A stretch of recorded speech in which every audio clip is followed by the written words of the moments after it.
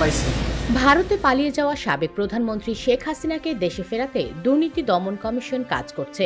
আওয়ামী লীগ সরকারের সময়ে ভারতের সঙ্গে বন্দি বিনিময় চুক্তির আওতায় শেখ হাসিনাকে আনা সম্ভব বলে মনে করেন দুদকের চেয়ারম্যান ডক্টর মোহাম্মদ আব্দুল মোমেন।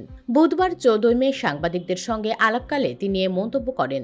এদিকে রাজধানী উন্নয়ন কর্তৃপক্ষের প্লট বরাতে দুর্নীতির অভিযোগে দুদকের করা মামলায় সাবেক প্রধানমন্ত্রী শেখ হাসিনার বিরুদ্ধে গ্রেপ্তারি পরোয়ানা জারি করেছেন আদালত। 13 এপ্রিল ঢাকার মেট্রোপলিটন সিনিয়র স্পেশাল জজ জাকির হোসেন গালিবের আদালত দুদকের দেওয়া চার্জশিট আমলে নিয়ে তার বিরুদ্ধে গ্রেপ্তারি পরোয়ানা জারি করেছেন।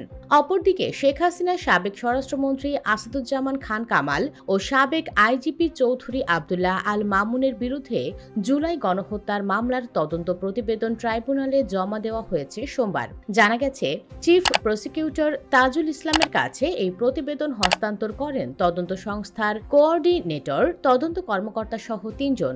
তদন্তে শেখ হাসিনার বিরুদ্ধে জুলাই গণহত্যায় নির্দেশ দেওয়ার প্রমাণ পেয়েছে সংস্থা। এটি জুলাই গণহত্যায় শেখ হাসিনার বিরুদ্ধে প্রথম তদন্ত প্রতিবেদন। একই সঙ্গে জুলাই গণহত্যায় তার জড়িত থাকারও প্রথম তদন্ত প্রতিবেদন এটি।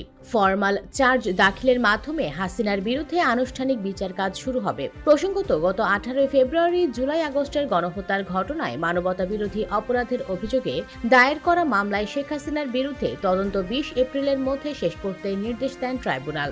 ওই দিন ট্রাইব্যুনালের চেয়ারম্যান বিচারপতি মোহাম্মদ গোলাম মর্তুজা মজুমদারের নেতৃত্বে 3 সদস্যের ট্রাইব্যুনাল এই আদেশ দেন। প্রসিকিউশনের সময় আবেদনের পরিপ্রেক্ষিতে ওই দিন আদালত এমন আদেশ দেন। সেদিন অতিরিক্ত চিফ প্রসিকিউটর মিজানুল ইসলাম ট্রাইব্যুনালে প্রসিকিউশনের পক্ষে শুনানি করেন।